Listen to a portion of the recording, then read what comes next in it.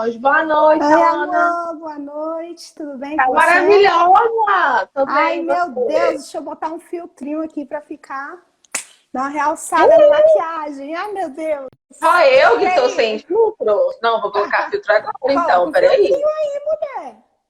Eu amo. Eu amo os Ficou bom, filtrinhos. ficou bom, ficou Viu? bom, vou manter. Tô usando o seu. Adoro, amo. Peraí, deixa eu mudar pro meu também, ué. Como assim? Aqui. Não é? Aí, Eu maravilhosa, deixei, amei. deixei. Amei. E aí, como é que você tá? Menina, eu tô um pouco cansada. Mas eu fiz vários planos para esse feriado e no fim só passei a série vendo, a tarde vendo série, olha aí. Que delícia. Não, hoje o meu dia foi mais corridinho, fiz uns vídeos, mas teremos um aniversariante amanhã. Hoje, amanhã, que dia que é? Eu? Sábado! Oh, parabéns! Ai. Ai, que E delícia aí que é eu te encontrar. vou pro mato, aproveitar o meu dia, retomando toda essa conectividade com a natureza. Ai, estão É precisando, isso mesmo. né? Ai, é uma delícia, nem falo. Teremos novidades aí no final de semana, mas não posso contar ainda. Então, meus seguidores estão aí esperando, né? Ó, eu trabalhei um montão hoje, fiz um monte de conteúdo, mas ainda não gravei muitos vídeos, não. Eu tenho um processo muito diferente, né? Assim, depois a gente pode até conversar em outro momento sobre isso, com os outros produtores de conteúdo. Eu não consigo produzir um conteúdo assim rápido, eu preciso de um tempo para digerir. Normal, é muito normal. A Nossa, gente tem esse stop mesmo, porque não é todo dia que a gente está ali criativo, né? O processo ai, criativo ele tem uma pausa aí no meio, eu sofro com isso também, mas a gente vai encaixando tudo, vai dando tudo certo. boa noite, maravilhosos que entraram. Tem um monte de gente falando boa noite pra gente, a gente não tá Boa nem noite, respondendo. gente. Boa noite, Leandro. Boa noite, Giovana. Boa noite, É verdade. Marta. Gente, quanta gente bacana aqui. Boa noite, Miguel. Olha, tem muita gente legal aqui. Fica com a gente que hoje o papo vai ser daqueles. Tentaremos, né? Manter a Promete, calma. né? Promete. Ah, então vamos lá, gente. Hoje eu chamei a Alana, a gente começou há uns 15 dias atrás um circuito de live, né, Alana? Assim, a gente se conheceu, decidiu fazer essa parceria, e aí ela deu muito certo, as pessoas se interessaram por esse tipo de conteúdo, e a gente pensou em fazer uma nova conversa, porque ficou muitas perguntas para trás, né, no último encontro. E aí hoje a gente vai tentar minimamente dar um contorno para essas perguntas, assim, dentro do que a gente consegue também, né? Sim, Então eu vou bora. deixar que a Alana se apresente para quem não conhece. E para quem conhece, relembrar por que ela está brilhando aqui com a gente hoje. Que maravilhosa. Oi, gente, boa noite. Fiquem aqui com a gente nessa live que vai ser super maravilhosa. A gente vai aprender, é uma troca de conexão. Eu sou a Lana, tô na internet aí há um pouquinho de tempo, aprendendo, andando aí nessas linhas bambas, aprendendo a como me colocar. E a Jamília é uma pessoa que me ajuda aí também, aceitou esse desafio, né? E me ajudar a sair definitivamente dessa bolha que a sociedade nos impõe. Eu, lá no meu canal, né, aqui, no caso, no Instagram, não sei por onde você está assistindo, se é pelo da Jamília ou se é pelo meu, mas espero que vocês estejam pelos dois. Eu falo sobre moda, sobre cabelo, sobre autocuidado, sobre de tudo um pouquinho. E é por isso que ela está aqui com a gente hoje, né? Porque assim, às vezes eu falo de temas muito difíceis de serem falados, mas eu acho que a gente tem que falar com leveza, né? Então, Alana, quando eu chamo as pessoas para virem participar desse momento, né, que eu nomeei de Chá com a Preta, é muito no sentido de ser um espaço em que a gente consegue trazer, eu falo a gente porque eu e meu companheiro, né, assim, não sou só eu né, Na nessa verdade, a gente que parceria. tá dando a cara aqui, né, mostrando a cara na frente das câmeras, a gente nunca tá sozinho, sempre tem pessoas que Exato. acompanham, então pessoas que cuidam das filmagens, da produção, então não é só Exato. isso aqui que aparece, né? A gente tem essa ideia de trazer um corpo preto, corpos pretos positivados, né? Assim, para as pessoas terem um pouco de identificação positiva do que é ser negro, porque a gente não é ensinado sobre isso, né? Verdade. Então, hoje eu vou falar bastante sobre saúde mental, sobre cota racial, sobre cotas na universidade, que é uma coisa que muito me diz respeito, né? Mas eu também quero que a Alana participe ativamente, fale como que foi esse processo dela de se identificar, se nomear como mulher negra, né? O que que isso trouxe de sofrimento, porque isso traz sofrimento também. O que que isso trouxe de bom, né? Então vai ser uma conversa mesmo, tá, gente? A Alana abriu uma caixinha de perguntas. Tem algumas perguntas que a gente já está se organizando para eu responder. E vocês podem ir perguntando aqui nos comentários que a gente vai tentando responder. É isso, né? Isso. Então, manda bala, Alana. Quero saber como que foi que você pensou em falar e se identificar. O que que foi que deu esse start para você, assim? Na verdade, eu tinha até pincelado isso na live passada, né? Que a gente fez, como você já falou, a gente está fazendo um circuito e toda hora surge uma ideia bacana e a gente, assim, eu achei a Jamília uma pessoa muito disponível e eu tô aqui para aprender também, então a gente tá, né, tem essa troca. Como que aconteceu? Eu trabalhava numa determinada empresa, num estado diferente, não vou nomear o estado aqui, tá? Enfim. E foi um estado que eu moro atualmente em São Paulo, eu estou em São Paulo, sou uma mulher baiana, só que eu saí da Bahia muito pequena e vim morar em São Paulo com a minha mãe sozinha, meus pais se separaram e eu passei a maior parte da minha vida aqui, só que me mudei para trabalhar em um outro estado. E aí, quando eu cheguei nesse estado, eu não conhecia ninguém, tinha aquela questão de, né, de adaptação e tudo mais, de não conhecer as culturas, porque quando a gente muda, a gente tem essa questão, né, de novas culturas, cada ambiente tem a sua cultura diferente. E eu entrei numa empresa e eu sofria muito. Só que eu, até os meus 24, 25 anos, eu sabia, né, o que acontecia de fato, mas eu não tinha clareza, né, de uma situação de racismo, de uma situação de como eu deveria agir se aquilo acontecesse comigo. Então, eu passei diversos momentos na minha vida que foi muito difícil, que eu sofri, de fato, racismo, porque eu sou uma mulher que tem uma pele mais retinta, o meu cabelo, né, claro, né, as pessoas veem que é um cabelo de uma pessoa que é crespo, cacheado, então, e não é tão bem aceito em todos os lugares, infelizmente até hoje. Então eu passava muito racismo nesse sentido, né? Da questão do meu corpo, eu sempre tive as pernas muito grossas, em questão da cor da minha pele, em questão do meu cabelo.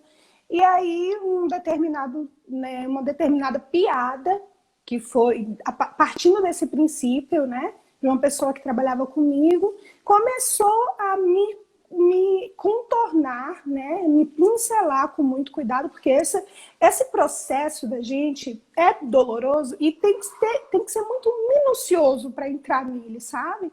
Então, essa pessoa que já tinha entendimento, que é uma pessoa que eu admiro muito e que faz parte do meu processo de descoberta, falou, olha, essa brincadeira não é normal, isso aqui não é bacana de você escutar.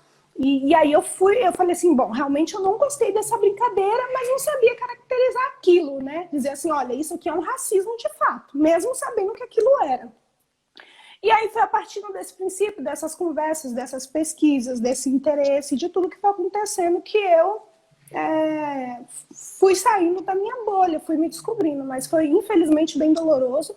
Foi por uma situação que eu passei dentro da empresa, que eu falei assim, opa, chega, eu sou uma mulher preta, e não é porque eu sou uma mulher preta que eu sou diferente das demais pessoas, né? Não é porque o meu cabelo é cacheado, é black, enfim, essa é a minha coroa, esse é o meu poder, eu preciso entender mais sobre isso. E aí foi a partir desse princípio que eu comecei a me posicionar de certa forma. E aí surgiu a ideia de começar a trazer isso aqui para o Instagram. Que bacana! É interessante, né, como as pessoas têm processos muito singulares sobre como elas vão chegando no lugar que elas estão. E eu, particularmente, adoro ouvir essas coisas das pessoas. Por isso que eu acho que eu pensei muito em trazer o chá nesse sentido. Porque eu tenho o privilégio, né, de trabalhar com mulheres negras, assim, muito cabulosas, já passaram por mim, estão comigo nesse momento e me inspiram, sabe? Assim, esse processo de se aquilombar mesmo, de se identificar, de poder conversar sobre, olha o que esse povo tá falando, velho, tá falando merda, sabe? Assim, esse processo, ele é Não, velho, ele é fundamental. É isso que eu acho que é doido, né? Assim, e aí, quando você entrou em contato comigo e falou, nossa, vamos conversar sobre saúde mental, vamos dizer o que, eu falei, é isso, então o caminho é esse, né? A gente não fala sobre muitas coisas dentro da negritude, e a saúde mental é uma delas. Inclusive, eu comecei a assistir uma série esses dias, que eu acho que em português está na Netflix. Não Me Envergonhes, Pai, chama assim. Não Me Envergonhes, Pai. Vou até anotar aqui. E é uma série, o primeiro episódio, o subtítulo é Negros Não Fazem Terapia. Falei, cara, essa série é maravilhosa. E aí eu tava até conversando com uma amiga agora há pouco, não sei se ela já entrou aqui, e que a gente tava falando que ela traz, né? Para o Netflix, que ela traz uns questionamentos desconfortáveis, sabe, assim, que você não sabe como se posicionar. E eu gosto muito de série assim, e eu gosto muito desse tipo de diálogo. Eu vou assistir, eu não tinha assistido ainda, mas nesse processo também... Assistir. Pode falar. Não, você assiste, todo mundo assiste, é uma série que vale a pena, é curtinha, 20 minutos cada episódio. Super vale a pena. E nesse processo eu assisti alguns filmes também, algumas séries. Uma que foi bem legal, que eu assisti, foi a... Ai, eu não vou lembrar agora o nome. Gente, eu sou péssima pra guardar nome, real. Mas é uma série que tá na Netflix e que fala sobre cabelo. É uma... Ai, poxa, não lembro o nome agora, mas fala sobre cabelos. Ela é uma mulher negra, abre um salão de beleza, e aí ela vai morar num lugar onde assim, só tem a galera da branquitude, e assim, é muito legal. Eu vou lembrar o nome, no decorrer aqui, eu vou lembrar o nome e vou falar pra você qual que é o nome da série. Aí você manda que a gente compartilha. Então é isso, né? Eu acho que quem veio aqui a Tami falou que ela tem uma fábrica, é isso? A Cor Púrpura, Ileide, é a coisa mais maravilhosa, né? Eu vou falar sobre esse filme em algum momento na minha página, tá? Você já assistiu esse filme? Ainda Inclusive, não. ele está por aqui, ó, o livro. O nome... verdade. Ó, lembrei. O nome da série, que tá lá no Netflix, é Madame K. Madame K? Madame C.K. Madame C.K. Madame C.J. Walker. Bacana. Isso! Nossa, essa série é incrível. Essa série é incrível. Não, né, assim, dei que deu certo. Muito com o meu cabelo, viu? Me ajudou muito. É uma série que fala de coisas cabulosas, né? É cabuloso. E aí tem várias outras questões, né? Tem vários outros filmes aí. No Globoplay também tem um que é bem bacana. Se eu lembrar o nome, eu vou falar pra vocês. Que foi que tá aí agora tem produção, é isso que eu tô falando. Nesse momento, a gente tem produtos e produções que positivam os corpos negros. Isso é muito, muito valioso. A gente tem que consumir esse tipo de conteúdo mesmo, tá? Então vamos lá, Alana. Eu lembro que você tinha umas perguntas sobre saúde mental. Não tinha? Tem. Eu anotei aqui umas perguntas e aí eu vou te pedir licença, né? E vou te fazer essas perguntas aí para você tirar as dúvidas da galera que ficou aí curiosa da última live. Uma pergunta bacana. Você quer que eu comece pelas perguntas da saúde mental ou pelas perguntas que a galera deixou lá na caixinha de perguntas? O que você achar melhor. O que você achar melhor, a gente vai indo. Tá, então, a primeira pergunta que eu tenho aqui é como as pessoas podem identificar um adoecimento psíquico? Olha, eu posso falar do ponto de vista da terapia ocupacional, né? Assim, eu sou terapeuta ocupacional, especialista em saúde mental de fato, mas a gente não pode deixar de falar que eu vou sempre fazer uma análise, uma avaliação dentro daquele núcleo de conhecimento que me foi passado na faculdade. Então, eu não sei olhar de outra forma. O terapeuta ocupacional, ele é um profissional que trabalha com o cotidiano, com atividades do cotidiano. A gente tem muita habilidade nisso. Então, quando a gente vai fazer um processo avaliativo de alguém, seja na clínica da saúde mental, seja em outros tipos de clínica, tipo reabilitação cognitiva, reabilitação neurológica, a gente sempre vai querer entender um pouco da rotina. Então, uma forma que eu aprendi a identificar adoecimento psíquico é na rotina. E como que é isso? A gente oscila em períodos de humor. Então, tem dias que a gente acorda mais feliz, tem dias que a gente acorda mais triste.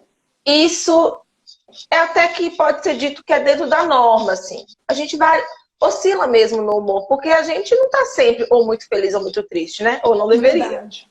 Verdade. Então, quando a gente acorda de um jeito, acorda do outro, faz parte do cotidiano e não impacta na nossa rotina, então a gente faz nossas atividades do mesmo jeito todos os dias, isso não é um problema.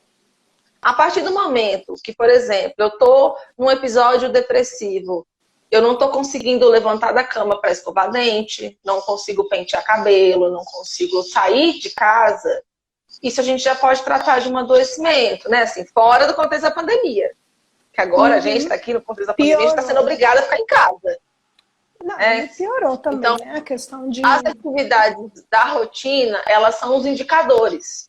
O sono também é um indicador, né? Então, por exemplo, eu sou uma pessoa que durmo sempre 7 horas de sono. Se eu durmo menos que isso ou mais que isso, tem alguma coisa ali que ou eu estou muito cansada, e aí eu estou precisando dormir mais, ou está acontecendo alguma coisa, eu estou dormindo de menos. Então, sono, alimentação, atividades do cotidiano, e atividades do cotidiano é banho, escovação de dente, fazer comida, cuidar de criança, cuidar de cachorro, por exemplo. Se elas estiverem em dia, aí a gente está falando até de um processo que é natural. Agora, se a gente não consegue mais fazer essas coisas, a gente pode sim localizar nesses indicadores algum tipo de adoecimento psíquico, né? Assim. E aí eu sempre vou defender terapia, porque a terapia mudou minha vida e depois que eu virei psicoterapeuta, eu acho que faz muita diferença. O processo terapêutico ele te permite o processo terapêutico te permite identificar isso. Porque não tem nada que te faça olhar mais para você do que terapia, né? Verdade, é verdade, é verdade. Eu fiz, faço, e assim, é incrível. É incrível. Eu vou fazer uma pergunta minha, particular. Qual que é a diferença, Jamile, de terapia ocupacional e para quem faz, quem passa com psicólogo, né? Qual a diferença melhor? Qual a diferença entre um terapeuta e um psicólogo? Só para dar uma pincelada e para o pessoal entender também. Eu acho que no caso da saúde mental, é muito... Eu estou falando muito de bebida, eu acho que preciso explicar isso. Eu estou falando como terapeuta ocupacional que trabalha no CAPS 3 com uma tecnologia de cuidado que chama referência técnica. Então, dentro dessa modalidade de cuidado na saúde mental, psicólogo e terapeuta não tem diferença, porque a referência técnica é uma oferta de cuidado que todo mundo vai fazer mais ou menos do mesmo jeito. Fora do SUS, fora desse modelo de cuidado de referência técnica, que é o gestor do caso, no consultório, a diferença é que o psicólogo ele trabalha através da palavra. É assim que eu consigo falar. Se eu tiver algum psicólogo aí na live que acha que eu estou falando errado, por favor, se pronuncie. Então, o que eu consigo dizer é a terapia ocupacional, ela trabalha com esse núcleo de conhecimento que eu te falei, que é a rotina, que é o cotidiano, que é o dia a dia. O psicólogo, ele trabalha, e aí a gente usa a atividade, né? A terapia ocupacional usa a atividade para avaliar esses aspectos de rotina e cotidiano. O psicólogo, ele usa a escuta, a fala, para ofertar o cuidado. Entendi. Então, é um pouco nesse sentido, tá? E aí, quando eu falo que eu atendo pela orientação psicanalítica, eu estou falando que eu uso a escuta com alguém que faz a orientação psicanalítica, mas como terapeuta ocupacional eu posso usar a atividade para favorecer ainda mais o meu processo avaliativo, entendeu? Entendi. E se não entendeu também, eu explico de novo. Bom, eu entendi, mas se a galera tiver dúvida, pode ir deixando as perguntas aqui, porque aí a gente vai tentando responder aos poucos. Aqui tem, acho que você já respondeu mais ou menos, né? Mas tem uma pergunta que diz: qual é o tipo de cuidado indicado para pessoas que têm ansiedade, para pessoas que têm depressão? para pessoas que têm estresse? As três coisas, elas estão ligadas e elas são um pouco diferentes na aparição, né? Assim, a gente tem a ideia no popular de que quem é depressivo... Calma aí que a Paula está falando alguma coisa. Trabalhamos as atividades. Elas nos mostram de uma forma mais leve, sem a fala em si. Isso. Ficou super legal. Paula também é terapeuta ocupacional, Paula? Fez faculdade comigo. Estudei com essa deusa ébano. Então, parei, olha, gente, eu faço isso, eu vou e volto nos assuntos, tá? Mas o que eu estava querendo dizer essas três formas de sofrimento, elas estão, de certa forma, ligadas, mas elas podem aparecer diferente. Então, a gente, no popular, acha que quem é depressivo não pode ter ansiedade. Porque está depressivo na cama, não pode ficar ansioso. E não necessariamente, uma coisa não exclui a outra. Uma pessoa pode estar no episódio depressivo e com muita ansiedade, até por não conseguir sair sozinho daquela forma, daquele lugar, daquele momento que ele está passando. Né? Assim. Então, como que a gente pode lidar? Eu acho, e sempre organizo a rotina, então acho que organizar a nossa rotina, ela dá um pragmatismo importante, por exemplo, para quem é ansioso. Então, se eu organizo a minha rotina e eu sei como vai ser, a chance de eu ficar menos ansioso e gastar menos energia com coisas que eu não posso controlar vai ser menor. Né? Então, essa pode ser uma forma de cuidar de si próprio, organizar sua rotina, organizar como é que vai ser aquela semana para você, minimamente tentar, né? Porque a vida tem, às vezes acontece alguma eventualidade.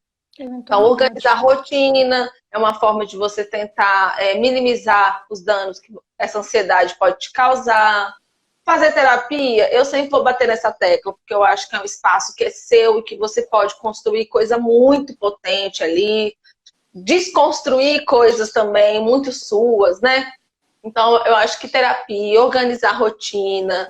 Eu lembro que tem alguma pergunta no sentido de meditar, né? Eu, particularmente, estou muito ansiosa. E aí, quando começou a pandemia, eu falei, nossa senhora, meu Deus, Maria José, Oxalá, o que eu faço? E aí, fazer a meditação, para além da minha questão da religiosidade, né, assim, também tem esse efeito no corpo. Tem estudos científicos que comprovam que pessoas que meditam têm a memória com maior qualidade, a concentração com maior qualidade. Então, assim, é outra forma de cuidar de si, né? Fazer e criar espaços de saúde mental na sua rotina. Se você ficar bem depois de fazer uma atividade física, faz uma atividade física. Não estou incentivando sair para correr no meio da pandemia, tá, gente?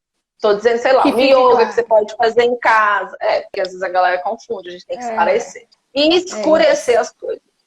Então, tem como fazer um yoga em casa, sei lá, tem como fazer essas aulas de dança à distância, coisas assim que você gosta de fazer, sabe? São formas de cuidar da sua saúde mental. Particularmente quando eu sinto muita dificuldade de dormir, a meditação me ajuda muito.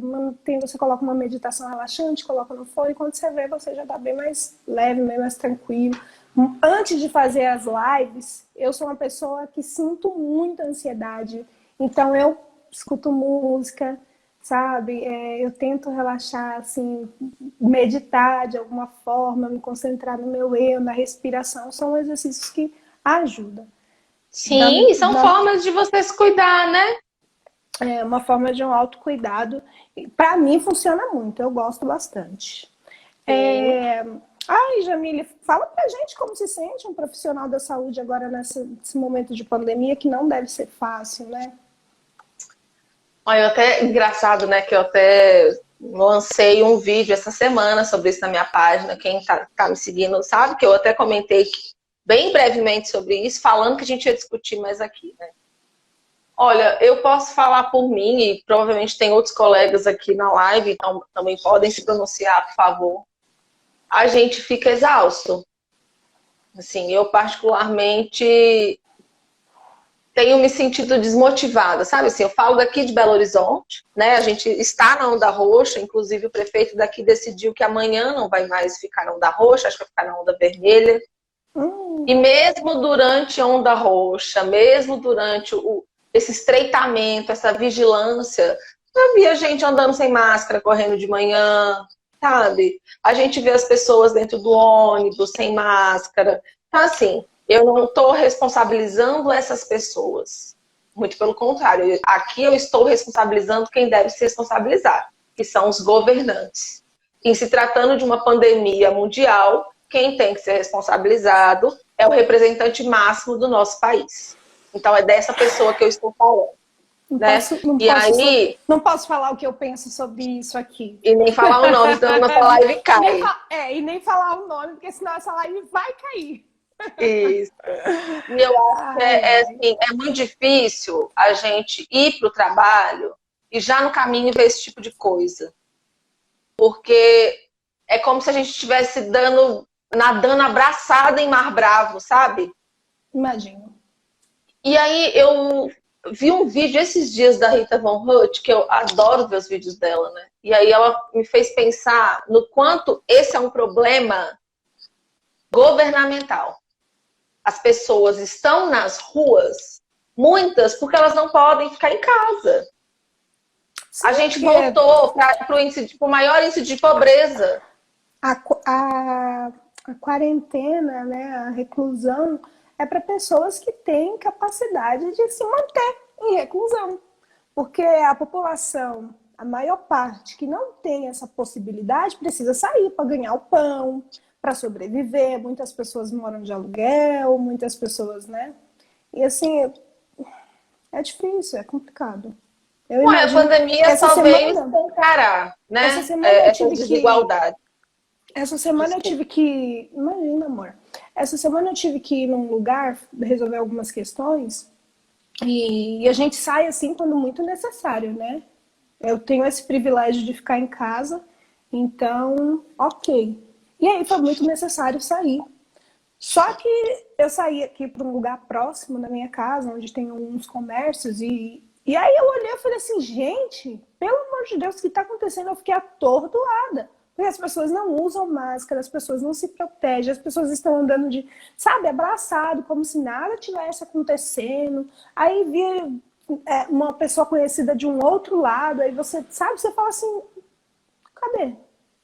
Só que são pessoas ao mesmo tempo, algumas pessoas, você percebe que elas precisam circular, porque aquelas pessoas precisam viver. Ou melhor, sobreviver, né? Que é o que a gente está conseguindo fazer, né? Assim. E aí, ao mesmo tempo, agora eu estou falando do ponto de vista da saúde mental, né? Na urgência psiquiátrica, os casos têm aparecido assim, aos montes, muitos casos de crise de ansiedade, crise do pânico, né? Assim, as pessoas estão indo para a urgência psiquiátrica porque os outros espaços estão totalmente voltados ou parcialmente voltados para cuidar do Covid.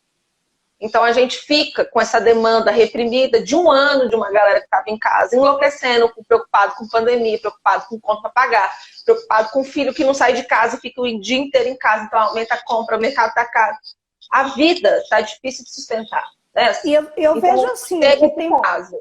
E eu vejo assim, que tem pessoas que já eram, né, já tinham algum caso de depressão, ansiedade, enfim, estresse. Tem as pessoas que ficaram, que descobriram, na verdade, que desenvolveram, né, nesse período de pandemia e tudo mais, que já vai fazer 2 anos aí. E tem as pessoas que estão no pós-Covid, que se contaminaram e que saíram e que precisa de algum auxílio. Essa é a maneira que eu vejo que, assim, esse aumento exacerbado vem disso, né? Tanto do desenvolvimento de pessoas que tá aí, que teve que ficar do nada preso em casa, e também de pessoas que se contaminaram, que posteriormente essas pessoas com certeza precisam de cuidados mentais, né? Porque essa doença não é fácil. Na urgência que eu estou, não chegou ainda desse tipo de demanda de pessoas que adoeceram de Covid e aí aflorou algum tipo de sofrimento mental por conta disso. Não apareceu. Aparece muito isso que você relatou no início, né? A primeira coisa que você relatou, que são pessoas que, por conta do contexto, o sofrimento psíquico ficou evidente E, no nosso caso, a gente já trabalhava desde muito tempo antes com casos graves de saúde mental. Os casos que estavam estáveis voltaram a ficar mais graves. E alguns casos que antes daria para tratar fora da urgência, agora a gente tem que tratar porque agravaram, né? Assim.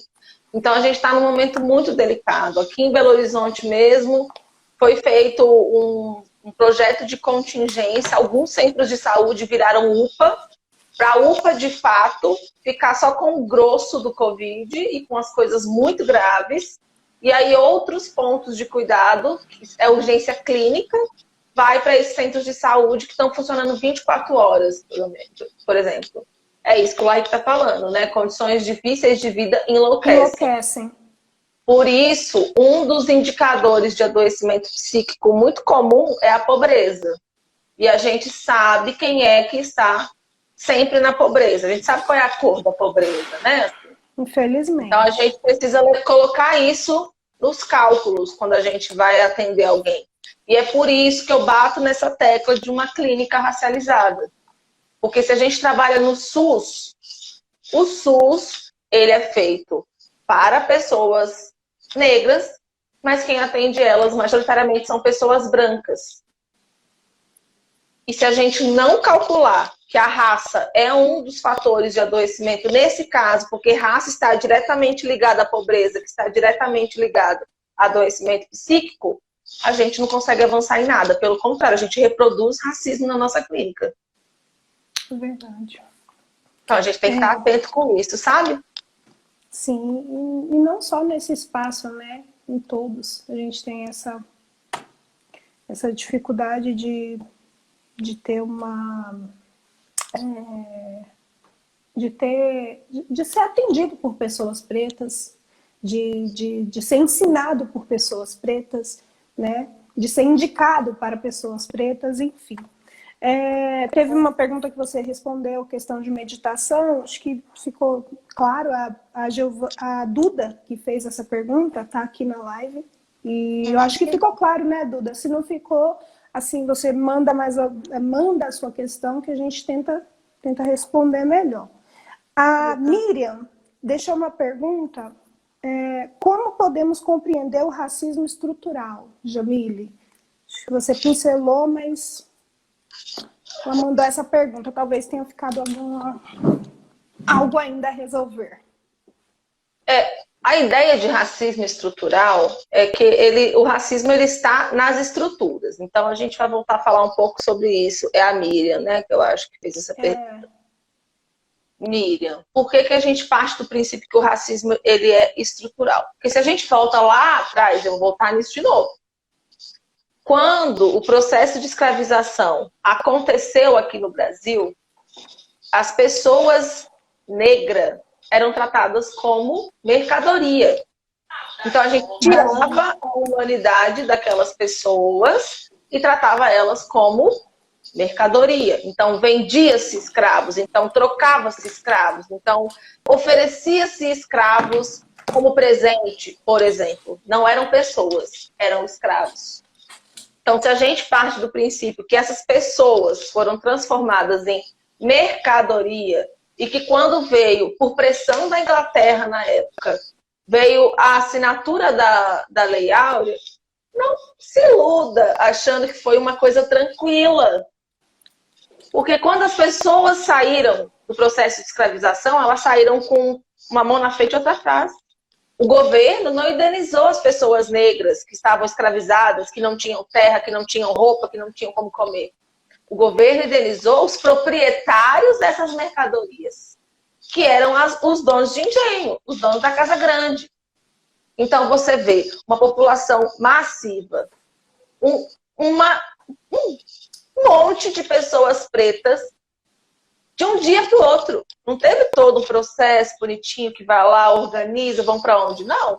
De um dia para o outro. Vai ser liberto. E essas pessoas vão para onde? Vão para a rua. Elas não tinham mais casa, gente. Então, é com base um pouco nessa cena que eu estou te relatando que a gente está trabalhando esse conceito de racismo estrutural. Porque é a partir desse momento em que o governo indeniza patrões e não escravizados, que a gente a gente mantém uma sociedade que vai se estruturando para privilegiar corpos brancos em detrimento de corpos negros. O que eu estou falando bonito aqui? Estou dizendo que a sociedade se estruturou para facilitar a vida de quem é branco. E quem é preto tem que continuar ali, onde os seus ancestrais escravizados ficaram quando acabou a escravidão, na sarjeta. Porque não é pessoa, é mercadoria, é objeto. Foi utilizado como barganha, né? Triste. Porque tudo é político, né, Alana? Assim, a gente não consegue fazer nenhum tipo de revolução que não seja de interesse político, principalmente aqui no Brasil. É verdade. E é triste, né? Porque isso deveria ser passado na educação básica, sabe? Eu fico muito revoltada porque você pode estudar na melhor escola. Na minha concepção, se eu estiver errada, você me corrige, por favor. Mas eu acho que a história que é passada pra gente, tudo, no geral mesmo, ela é bem pincelada e bem mal pincelada e bem mal ensinada. Então, se você tem interesse de entender melhor, de aprender melhor, você tem que desenvolver aquela coisa, né? De buscar, de estudar, de ir atrás. Porque, sabe, na escola, por exemplo, você não entende sobre política. Tem gente que acha que só existe prefeito da cidade e o presidente do Brasil. Não entende essa estrutura. Então, Alana, acredito que isso deveria ser algo ensinado, sabe, criteriosamente na educação básica ali, quando a gente está em processo de formação. Eu não sei qual que é a sua... Mas olha que doido. A gente tem uma lei que garante que deveria ser ensinado os processos, não sei se esse é o nome, né, gente? Se alguém sabe mais que eu da educação, sobre a trajetória da população negra e dos africanos no nosso país. Assim, a gente tem uma lei, que se eu não me engano é de 2010, que diz isso. Só que, por mais que isso é muito luta e fruto da luta do movimento negro, né, que é muito atuante no Brasil. Ainda assim, é uma lei muito recente, a gente está falando de 2010, a gente está em 2021. Para além de ser uma lei muito recente, eu não acho que falar que a educação é mal organizada, porque ela não é mal organizada, pelo contrário, ela é muito bem organizada. Ela é mal muito bem organizada, né? Não, mas ela é muito bem organizada no sentido de manter como está. Então, a educação no Brasil, ela não é uma educação libertadora de Paulo Freire, ela é uma educação para manutenção. Só que também, como é que uma pessoa que não viveu um processo vai ensinar sobre ele? Você entende? Então, a gente entra em várias questões nesse único ponto. Os meus professores de história, exceto um da minha vida inteira, que eu me recordo, eu só tive um professor preto. Apenas um professor. E ele não era professor de história, ele era professor de sociologia. Tudo se interliga, tudo se interliga. Mas assim, a representatividade, né? Os corpos pretos ocupando esses espaços da educação, da saúde, enfim, a gente não tem. A gente anda com passo de formiguinha, né? Porque é um para frente e dois para trás. Mas a gente vai avançando, sim, dentro do que é possível, tá? Não desista. Estamos aos poucos, a gente vai conseguindo as coisas. É verdade. Resistência, né? Sempre. Jamile, Miriam ainda continua perguntando pra gente como nós, negros, podemos cuidar da nossa saúde mental diante de uma sociedade racista? Miriam, você faz cada pergunta capciosa, mulher. Mas eu gosto. Vou tentar responder, tá? Pode não estar totalmente respondida agora, e eu acho que tudo bem também, né? Eu não detenho todo o saber sobre saúde mental, sobre racismo, eu também estou aprendendo, tá? Como que a gente pode lidar? Miriam e todas as queridas e queridos que estão aqui. Da minha experiência pessoal, o que me dá força e me dá um amparo para lidar com essas situações primeiramente, me identificar como uma mulher negra Para além disso, nomear que eu sou uma mulher Paula negra. falou aqui, ignorando. Ah, Paula, se você começar, eu vou chamar você para essa pra essa live. Ai, eu vou amar, chama a Paula, adoro! A primeira coisa que eu faço. Né? Ai, ai. A primeira coisa que eu faço eu me identifico como mulher negra, e aí o que eu tenho feito para me ajudar nesse processo de identificação como mulher negra é me apropriar, me aproximar, beber muito dos intelectuais negros, que tem muita produção preta boa, gente. Boa. Muita produção preta boa. E o legal é que tem, assim, daqui, do Brasil. Do Brasil, cara. Muita gente bacana do Brasil. Não, gente, vocês não entendendo. Eu fico ainda tenho aquele processo, sabe, Jamile, de trava, de falar assim, bom, eu sei sobre isso, mas eu tenho muita trava. Talvez seja aquela questão lá que a gente falou sobre o psicólogo que faz a atividade, você faz atividade, né, como terapeuta, e o psicólogo que faz como escuta. Porque tem pessoas que têm dificuldade, né, mesmo de botar para fora algum sentimento, enfim.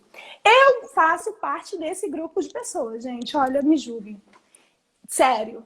Eu fico nervosa, eu fico assim, ó. Ai, meu Deus, e agora? Eu sou muito ansiosa, eu tenho muito nervosismo. Então, é complicado quando eu passo por algumas situações de botar para fora aquilo que eu sei, sabe? Fala assim, vamos fingir demência, vamos ignorar como a Paula, para não se enrolar e aí você finge demência e ignora, mas não... E eu acho que é um processo, né? Sabe, Alana? Eu já passei por isso também, de não conseguir marcar que aquilo era racismo, né? Assim, isso acontece, eu acho que é um processo. Então, nesse processo de me identificar como mulher negra, me aproximando desses intelectuais, desse pessoal que já está aí produzindo antes de eu pensar em nascer, tem um processo que é muito nosso. A gente também não pode querer fazer o que a gente não dá conta, né? A primeira coisa ser escutado é muito difícil, gente. A gente não dá conta de ser escutado, porque a gente quer o tempo todo que as pessoas escutem. A hora que alguém para e fala, vai lá, tô te ouvindo. Você fica assim, isso. Eu? Não, mas eu não tenho nada pra falar não, gente. As pessoas estão ouvindo, né? Agora, quando alguém para te escutar, que aí o bicho pega. E aí eu acho que é um pouco disso, assim. Então, respondendo a Miriam, eu me identifico como uma mulher negra, eu me nomeio como uma mulher negra. Então, às vezes, os pacientes fazem muito isso, né? Quando eu tô lá na permanência a dia. Tô lá trocando ideia, e falo, não, porque eu, como mulher negra, aí tem paciente que fala, você não é negra, doutora. Não, nossa, você não é negra, não. É muito complicado, né? E aí eu falo assim, mas como não, gente? E aí a gente entra naquela questão, né, Jamile, do colorismo, que é um assunto assim, extenso, claro que é para uma próxima live, ou um próximo debate, um próximo diálogo, mas entra aí a questão do colorismo, que as pessoas não têm, né, essa relação de entender que cada pessoa preta, que se identifica como preta, tem os, porque ser preto no Brasil não pega bem. É isso. Não pega bem ser preto no Brasil. É isso, as pessoas aprenderam que não é legal ser preto, então elas tentam nomear várias outras coisas. Bonito. Menos preto. Menos preto. Não é?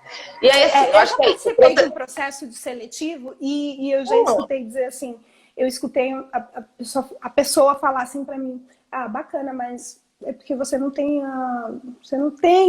o perfil da vaga, sabe? E aí você sabe que o perfil da vaga são pessoas brancas, são pessoas com cabelo liso. Isso acontece, né? Assim, porque infelizmente acontece, não estou naturalizando, estou dizendo que infelizmente acontece, a gente é ensinado a naturalizar, e o que eu digo o que eu estou querendo dizer quando eu falo se identificar como pessoa negra, é você entender que não é um problema ser negro. E esse é um processo pessoal. É verdade. A Irleide falou aqui, e Jamile, verdade, o pior é o negro discriminar o negro. Aí eu tenho uma concepção, sabe? Eu acho que as pessoas, elas não têm conhecimento suficiente, elas reproduzem o que a sociedade ao seu redor, né, prega. Então eu vejo muitas pessoas que não é nem questão de racismo, ou é racismo, né? De fato, é racismo, corrigindo assim. Porém, essa pessoa, ela não tá entendendo que aquilo é racismo, ela tá reproduzindo o que ela sempre escutou, sempre viveu, é uma reprodução, infelizmente, conhecimento ainda não... O Irleide e Alana, o que eu posso falar do ponto de vista da psicanálise é que esse processo de negro discriminar negro, ele é um processo também social, mas ele é um processo psíquico. Porque inclusive, Irleide, se você quiser, eu tenho um vídeo que eu explico um pouco sobre isso que você está falando aqui, né? De negro que não gosta de negro, tá? É um vídeo que eu fiz sobre um livro que chama Pele Negra, Máscaras Brancas, tá? Lá nesse vídeo eu estou explicando um pouquinho do porquê que isso acontece. E aqui eu vou dar só uma sintetizada. A gente, como pessoa negra, desde que nasce, é ensinado que ser negro não pega bem. Não é uma coisa legal. Então a gente vai construindo a nossa identidade. E tudo que a gente consome é branco. Então a gente vai assistir um filme, o herói é branco, o anti-herói é quem? Negro. A gente vai ver novela, o vilão é o quê? Preto, mora onde? Na favela. Então, assim, são essas construções que são ensinadas e passadas pra gente, que a gente vai introjetando dentro do nosso psiquismo, que então ser negro não é legal. E aí nós, negros, somos ensinados que ser negro não é uma coisa boa, é uma imagem negativada de ser negro, e por isso algumas pessoas, como saída para esse sofrimento que é ter a pele, que na televisão fala que não é a pele boa, mas é o que eu sou, então o que eu vou fazer? Vou me embranquecer. E aí se eu encontro uma pessoa, se eu sou negra, encontro uma pessoa negra que gosta de ser negra, eu vou querer acabar com ela, Deus o livre, não quero ela perto de mim, não. Porque ela vai trazer pra mim aquela lembrança de que eu sou negra. Eu não quero lembrar que eu sou negra. Todo mundo diz que ser negra é ruim. Então esse é um processo, Irleide, que ele vai muito além da pessoa ser racista. A gente está falando de um sistema que estruturalmente diz que pessoas negras não têm valor, que pessoas negras são promíscuas, preguiçosas. E nada disso é verdade, olha pra gente. A gente trabalha, se levanta 5 horas da manhã para pegar ônibus, pegar 2, 3 ônibus para ir trabalhar. Então, assim, a gente não tem nada.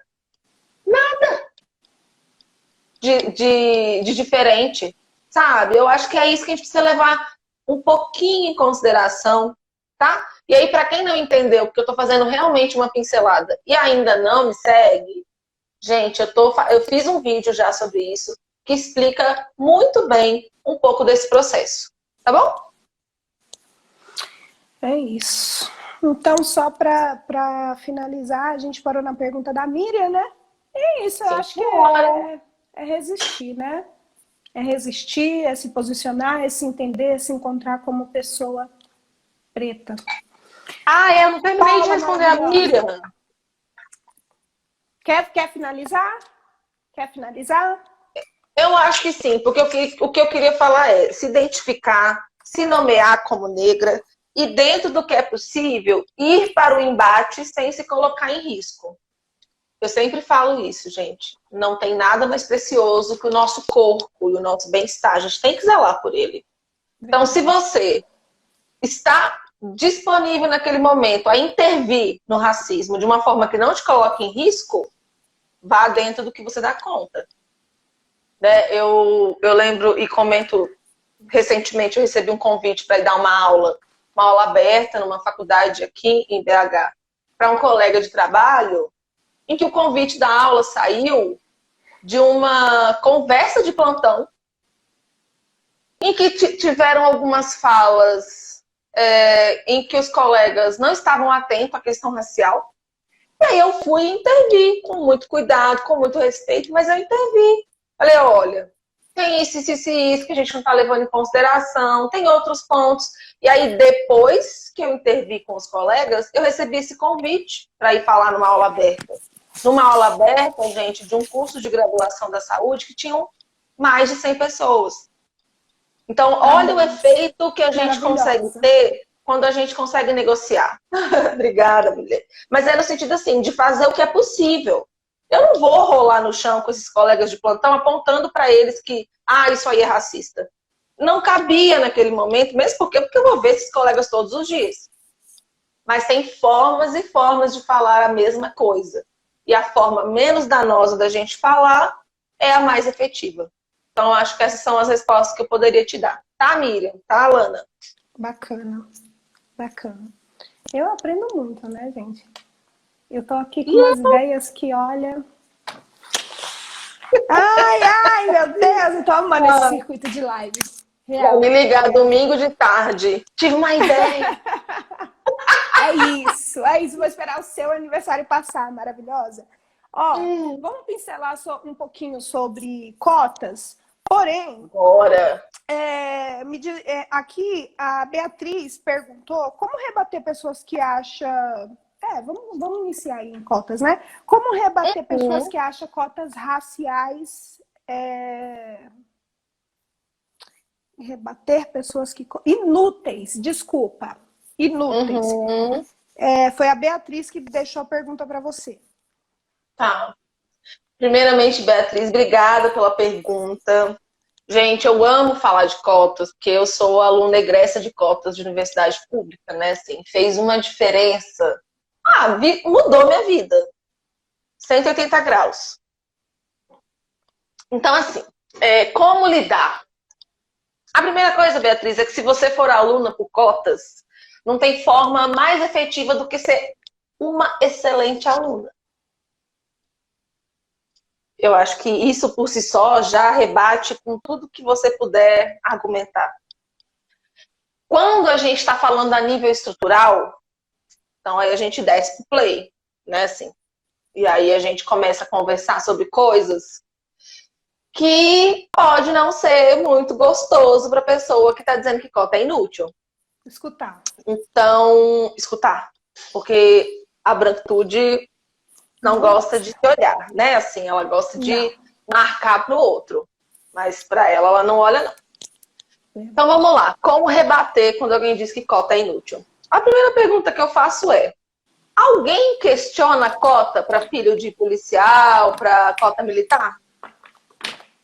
Alguém questiona a pensão vitalícia para os militares? Porque pensão vitalícia é um tipo de cota, não é? Por que incomoda tanto quando a gente fala de reparação histórica e quer fazer cotas para a população indígena, para a população negra? Por quê? Então, o problema não é cota. O problema é para quem essa cota está sendo destinada. Eu acho que essa é sempre uma pergunta importante de ser feita quando a gente encontra alguém que fica dizendo: mas cota é uma forma de racismo. Cota é inútil. Galera, deixa eu contar um negócio pra vocês. Não é porque tem cota que vai entrar a galera do fundão da faculdade. Até para você entrar por cota, você tem que ter uma pontuação muito boa. E quando a gente está falando de cota, a galera acha que é só cota racial. Tem cota de renda, tem cota para egresso de escolas públicas. E aí, quando a gente faz um somatório dessas cotas dentro do sistema de ensino do Brasil, é claro que vai ter mais pessoas negras dentro dessas cotas. Porque a gente está falando aqui que a pobreza tem cor. Se a pobreza tem cor e pessoas pobres acessam escolas públicas, pessoas pobres não têm uma fonte de renda alta. Você quer falar? Tá sem áudio. Seu áudio não tá funcionando, Alana. Agora foi. Travou aqui, menina, mas eu consegui escutar o que você está falando. Pode continuar. Tá, eu tô dizendo um pouco disso, assim, né? Que a gente tem que ficar atento, porque não pode ter cota. Não pode ter cota para preto e pobre, então. Porque todas as outras cotas existem, né? Assim, eu acho que o que incomoda não é as cotas, é quem vai usufruir delas. E as pessoas têm esse imaginário que ele é construído pela branquitude, de que tá pegando vaga de gente branca. Gente, 51% da população é negra. A universidade pública é majoritariamente branca. Quem tá pegando vaga de quem? Essa é uma pergunta que tem que ser feita. Eu já ouvi de pessoas que trabalham comigo, não acho que tem que ter cotas no concurso público. Porque pega a vaga de quem está estudando. E cotas está dizendo que a pessoa vai passar porque sim? Não, gente, a pessoa que passou por cotas, ela só foi equiparada com pessoas que estão no mesmo nível, que são da mesma cor que elas. Porque a gente está querendo ser justo, a gente está querendo ser equinânime, a gente quer que todo mundo acesse. Então, como é que a gente vai tratar todo mundo igual se a gente sabe que as pessoas são diferentes? Tem uma música da Bia Ferreira que eu amo essa música. Eu amo essa mulher, né? Ela podia vir aqui na live, por exemplo. E ela fala, né? A música é exatamente ela. É essa, assim, cota na esmola, não, gente. Não, cota não é esmola. Não é porque a gente entrou na faculdade que alguém foi lá e falou, vem cá, vou te pegar e te enfiar na faculdade por cota. Não, velho, eu estudei muito. Eu estudava 14, 15 horas por dia, porque eu tinha o privilégio, antes de começar a trabalhar, de fazer curso num cursinho de São Paulo, que é muito caro, que eu consegui uma bolsa, que é muito cabuloso. Eu não vou fazer propaganda para ele, mas é de uma forma geométrica, porque ele é muito forte aí em São Paulo. Então, assim, nos primeiros meses, eu tive o privilégio de poder estudar e ir para o cursinho. E depois eu ralava e ia para o cursinho cansada. Isso quer dizer que, nossa, olha como eu mereci? Não, velho. Quer dizer que eu não tinha outra opção se não trabalhar e estudar, porque senão eu ia chegar lá como? As pessoas, elas têm esse imaginário construído pelo mito da democracia racial, pela branquitude, de que cota é um favor. Ninguém fez favor não, tá? Deixa eu te contar. Gastei muito dinheiro, gastei muito tempo, abri mão de muita coisa. Mas eu não queria que as pessoas tivessem que fazer a mesma coisa que eu para conseguir acessar a universidade de qualidade. Sabe? E eu acho que é desse tipo de coisa que a gente tem que desconstruir. E aí, essa ideia de que só quem merece estar ali em cima, não, cara. Todo mundo devia estar junto ali. Eu vou pegar esse gancho de tudo que você está falando e deixar claro, você continuar nesse assunto, porque veio uma pergunta que bate exatamente nesse ponto. A Eduarda continua perguntando assim, ó, por que cotas são destinadas a maior parte para pessoas de escola pública, pessoas de escola particular não pode, não tem acesso a cotas? Ô, amor, mas Eduarda, né, no caso. Pessoas pretas, caso, né? que vão para a escola particular? Pessoas pretas que vão para a escola particular. É porque se a gente está tentando equiparar o acesso ao ensino público gratuito de qualidade, a gente não tem mesmo como comparar uma pessoa negra que estudou em escola particular com uma pessoa negra que estudou em escola pública. Por que a gente não tem como comparar? Porque esses dois espaços de ensino, eles têm objetivos distintos. E aí eu estou falando da minha experiência como aluna egressa de escola pública. E essa é a realidade da escola pública que eu fui, né? Assim, mas que eu acho que pode dizer bastante do Brasil. A escola pública, ela trabalha com a máxima do mínimo. Então, por exemplo, eu fiz escola, eu estudei em São Paulo, né? Também sou baiana, fui para São Paulo quando era pequena, meus pais me criaram lá. E aí chegou um ponto do ensino, eu estava no ensino médio, que era aquelas apostilinhas de escola pública, que era um negócio triste. Era triste aquilo. Era só para cumprir tabela, assim. Eram umas apostilas fracas, com conteúdos fracos, e que tinham o objetivo de fazer você passar de ano. Porque a gente tem um projeto pedagógico que não permite que as escolas repitam alunos, por exemplo. Né? Assim. Então, a gente está falando desse tipo de coisa. A escola pública trabalha com o mínimo. trabalha, essa é a minha visão das coisas, com uma mão de obra, e eu digo a escola pública, não estou dizendo os professores, eu estou dizendo governamentalmente falando. Eu sempre estou falando do governo, porque é sempre quem eu acho que tem que ser responsabilizado, tá? As micro-relações, elas também apresentam isso? Apresentam, mas elas são fruto desse macro que está aqui, tá? Então, a escola pública, ela é feita para fazer pessoas mão de obra barata. Então, essas pessoas, elas vão trabalhar no chão de fábrica, por exemplo. Enquanto a escola particular, ela quer formar mentes que vão inovar o mundo. Pessoas que vão fazer diferença na sociedade. Líderes. Então, se a gente está pensando que a escola particular quer dar o melhor ensino possível para essas crianças, e a escola pública quer dar um mínimo de ensino, realmente não tem como a gente usar só o recorte da raça para dar cotas. A gente tem que usar aquilo que eu estou falando aqui há bastante tempo nessa live. Já que a gente quer equiparar, já que a gente quer um cuidado justo, a gente quer que todo mundo acesse, então a gente tem que pegar uma pessoa preta de escola pública concorrendo com uma pessoa preta de escola pública. E a pessoa negra que passou pela escola particular, ela tem mais chances de conseguir concorrer pau a pau com as pessoas brancas que também fizeram a escola particular. É isso que a gente precisa ter em mente quando faz esse tipo de questionamento. Tá? É isso. As perguntas da caixinha foram essas. Tem mais uma pergunta, mas é mais voltado para a saúde mental. Você quer finalizar aí nesse contexto de cotas? Eu posso... Olha, eu acho que as cotas, a única coisa que eu posso dizer, eu vou fazer igual o ET de Varginha, né? Busquem conhecimento. Mas a verdade, né? Gente, pesquisem. Conhecimento é poder. Eu consegui entrar na universidade por cotas, consegui. Mas eu pesquisei muito. Eu virei rainha do SISU, eu virei rainha do Enem, rainha das cotas, para eu poder entender. Quando eu falo rainha, é assim, ler, entender, dominar, saber explicar para as pessoas.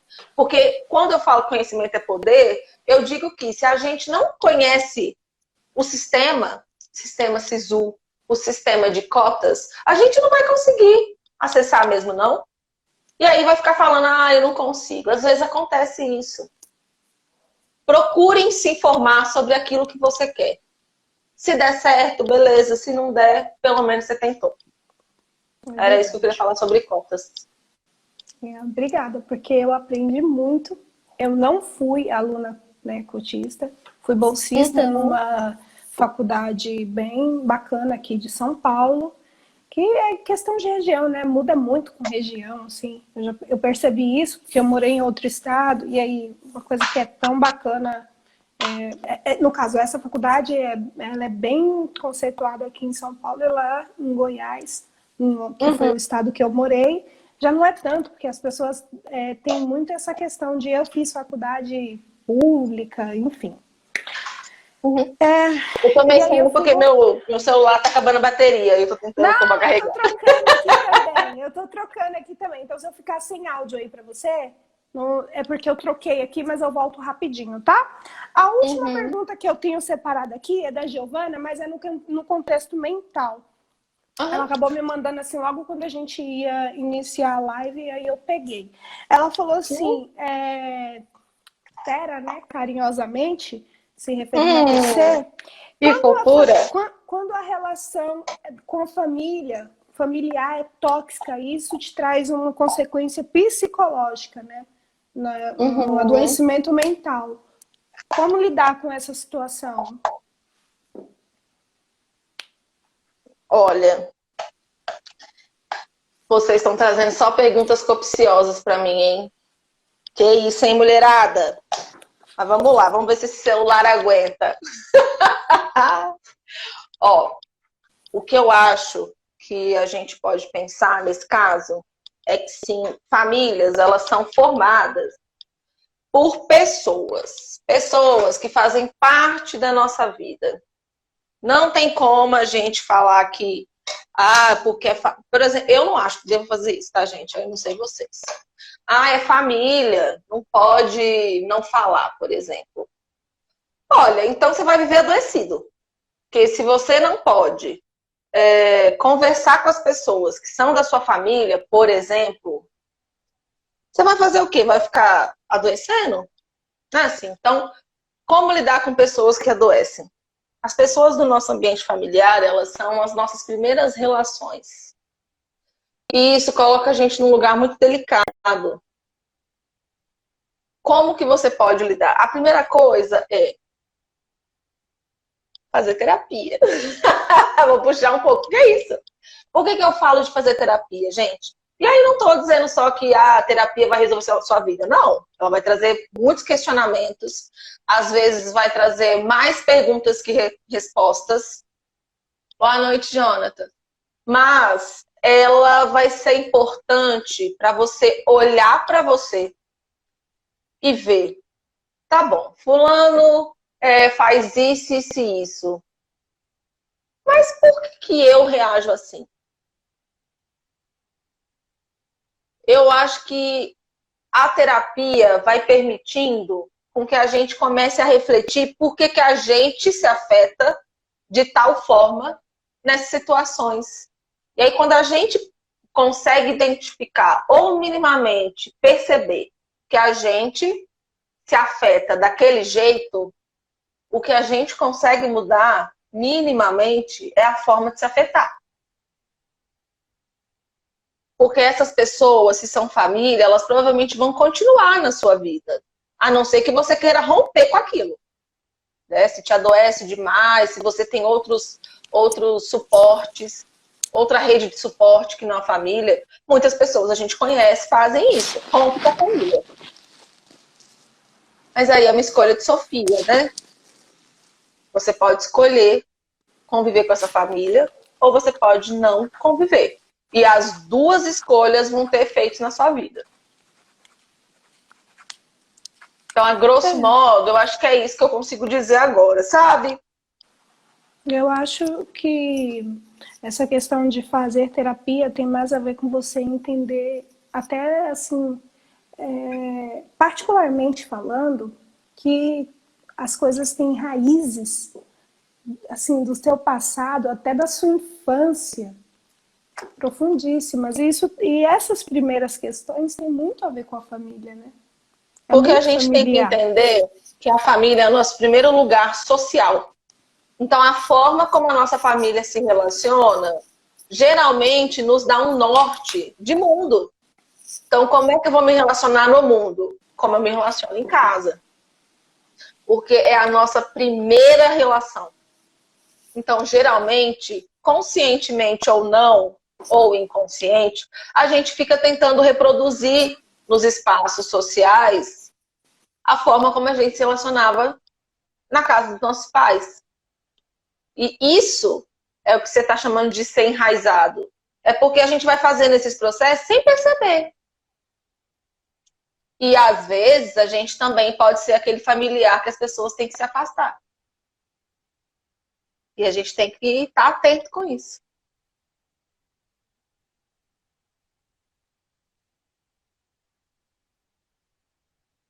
Verdade. Tá me escutando bem? Sim, senhora, eu só parei para tomar uma água. É verdade. Eu vim fazer terapia depois de um episódio determinado na minha vida. Minha vida parece uma coisa assim engraçada. As coisas precisam... Só que ela precisa apanhar para você aprender, para você ir buscar. E aí, quando eu comecei a fazer terapia, eu falei, cara, isso é muito mais cabuloso do que eu imaginava. Gente, o buraco é mais embaixo. É o famoso buraco é mais embaixo. É o famoso buraco mais embaixo. Eu acredito, eu acho, assim, depois da minha experiência, que todo mundo tinha que ter oportunidade, acesso para cuidar da saúde mental, porque muitas doenças, elas começam a partir do adoecimento mental, né? Na minha concepção, você é da área da saúde, você pode me corrigir, claro, Mas eu sinto que muitas doenças surgem, né, principalmente por conta da questão mental. Como que você vê isso? Ou eu não sei, né? Assim, tem muitos estudos que indicam, por exemplo, que essas doenças que a gente tem agora, as algias, tipo fibromialgia, essas coisas, são de cunho emocional, né? E geralmente a gente dá remédio para essas pessoas e não oferece terapia, por exemplo. Eu não sei se tem algum dado sobre isso, sabe? Mas o que eu percebo de mim é que, por exemplo, eu fico muito melhor mesmo, no geral, com terapia. Só que aí é o combo, né? Assim, eu tenho o privilégio de poder fazer uma atividade física em casa, o privilégio de saber que eu vou receber meu salário, que eu vou pagar minhas contas, porque tudo isso te dá qualidade de vida, te dá saúde mental, Jamile, né? mas, por exemplo, se você pode fazer terapia junto com a medicação? Existem casos assim, que você Da faz a pessoa que terapia, toma medicação, claro, toma a medicação, faz a terapia? porque o remédio, eu gosto de falar muito isso para os pacientes que eu atendo, né? Assim, remédio já tem no nome, ele remedia, ele não resolve o problema, não. E se o seu problema é de saúde mental, a não ser que seja alguma coisa neurológica, o remédio vai remediar. Ele não vai curar, não. Né? Assim, o nome já diz, remédio, então ele vai remediar. Então a terapia, ela sempre, eu sempre vou bater nessa tecla, ela é uma das formas de cuidar da sua saúde mental. Jamile, a doença mental, ela tem cura? Ou ela é um processo que você precisa estar ali durante o seu, né, seu período de vida fazendo terapia, tomando medicação? Porque se você para, eu acredito que, não sei se com outras doenças, aí eu vou deixar para você que é especialista nesse assunto explicar para gente, mas, sei lá, tem uma recaída, digamos assim, né, num episódio de ansiedade, não sei. Eu tenho um problema com cuidado moralista, sabe? E aí e eu não tô dizendo que é você que tá falando, né? Mas é o que a gente é ensinado. Quando alguém fala recaída, por exemplo, a gente tá desconsiderando uma quantidade enorme de coisas quando a gente fala recaída, por exemplo. Então, o adoecimento psíquico, se ele tem cura, olha, não tem uma resposta pronta para isso, porque cada pessoa passa pelo adoecimento psíquico de uma forma. Então, eu já vi gente que teve crise em saúde mental, ficou muito ruim. Depois que passou a crise, foi retomando as atividades da vida, as relações, e não voltou a apresentar nenhum episódio de adoecimento psíquico. Tem gente que recorrentemente tem crise por adoecimento psíquico.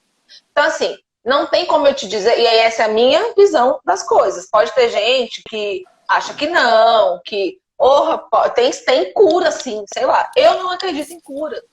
Porque eu trabalho com a máxima de que o sujeito se relaciona com os objetos.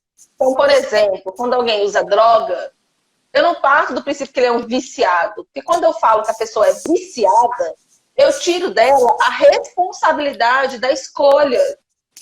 Agora, quando eu digo que a pessoa está se relacionando com a droga, por exemplo, a gente coloca o sujeito em cena. A gente fala, não, essa pessoa, por alguma razão, chega até a droga como uma solução. Agora, quando eu digo a pessoa é viciada, velho, vício você não controla, não é? Tem até várias linhas de pesquisas que dizem que tem receptor específico para tal coisa no nosso corpo e aí trata como isso seria os gatilhos? Beleza. Os gatilhos mentais? Tem relação eu lembro que você tem alguma pergunta nesse sentido, né? De gatilhos. E gatilho mental virou a palavra da vez na internet. Isso. Teve o momento da resiliência, da empatia, agora a gente está aí com tudo a gatilho, né? Olha, o que eu entendo de gatilho, Alana, são situações ou são vivências que despertam na gente as nossas lembranças primárias e que a gente reaja a isso. Então, assim, gatilho. Então, eu vejo muita legenda da galera assim, não, gatilho para tal coisa, gatilho para racismo. Né, assim? Então, o que eu estou entendendo é que aquelas pessoas estão te avisando que aquilo pode te oferecer algum tipo de sofrimento que pode ser demais. Então, quando eu ouço a palavra gatilho, eu parto desse princípio, de que a gente teve alguma experiência com aquela mesma situação que vai ser narrada e que pode retomar para a gente, vendo aquilo, aquela situação. Então, por exemplo, o ano passado teve a situação com o João, né? Que ele foi assassinado no Carrefour, asfixiado. Acho que é João o nome dele. Essa situação do João foi um gatilho para mim, porque da minha experiência pessoal, quando eu vi aquela situação, eu lembrei na hora do George Floyd. Entende, assim? Então, para mim, gatilho, ele vem muito nesse sentido. É uma situação que te faz reviver outra e que pode te trazer um ponto de sofrimento. Eu interpreto assim, tá? Uhum. É isso.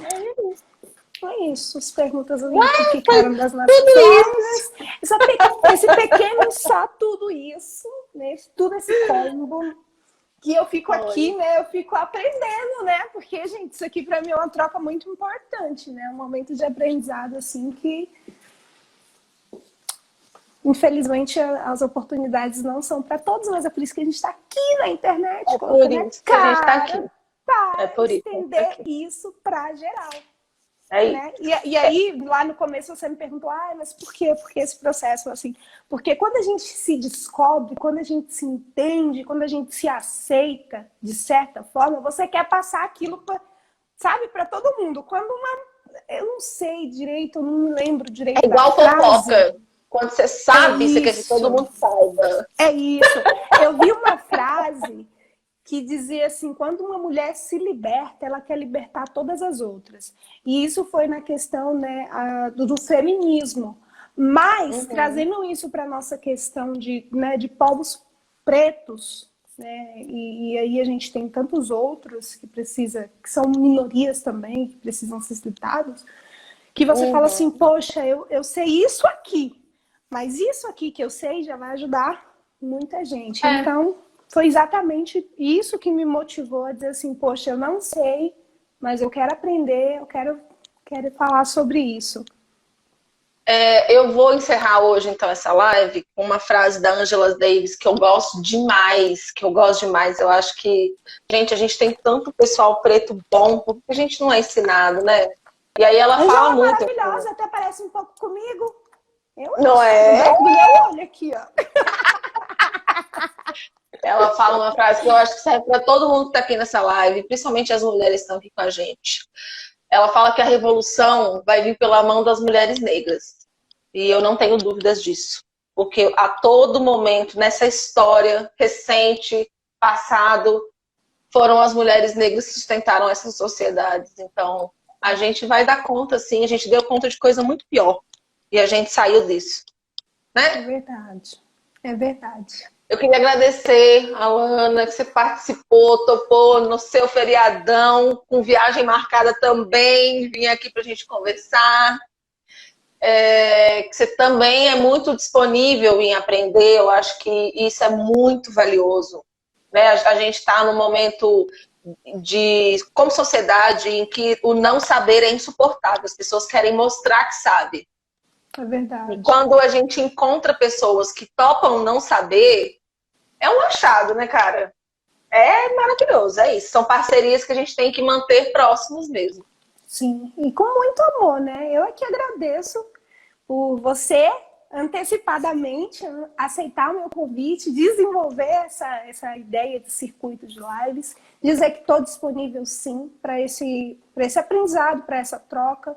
Porque por mais que a gente ache que não tem, né? Que eu tenho essa sensação assim, ai meu Deus, a gente tem uma experiência, a gente tem alguma coisa que agrega muito a quem está assistindo, a quem está, né, às vezes falando, porque a gente aprende aqui com a galera que manda suas experiências, que manda uma citação, que manda um exemplo. É isso. Um beijo para todo mundo, um beijo especial para Poliana, que eu amo de coração, já disse Tá aqui, aí. o porquê, ela tá aqui sempre. E assim, esse é o meu Uhum. motivo, gente, é inspirar, é trazer pessoas para perto. Eu acho que o da Terra também. Jamile, minha amiga, minha rainha de Wakanda de coração. E é isso, meu amor. Muito Tamo junto. obrigada. Bom feriado, feliz aniversário. Que Deus abençoe, que você seja cada vez mais e mais e mais maravilhosa. E olha, eu tô Axé. sempre aqui. Axé, muito axé pra gente. E eu tô sempre aqui, meu amor. Um beijo. Beijo, viu, querida? Beijo, meu povo bonito. Boa noite pra vocês. Beijo, gente. Obrigada por assistir. Beijo.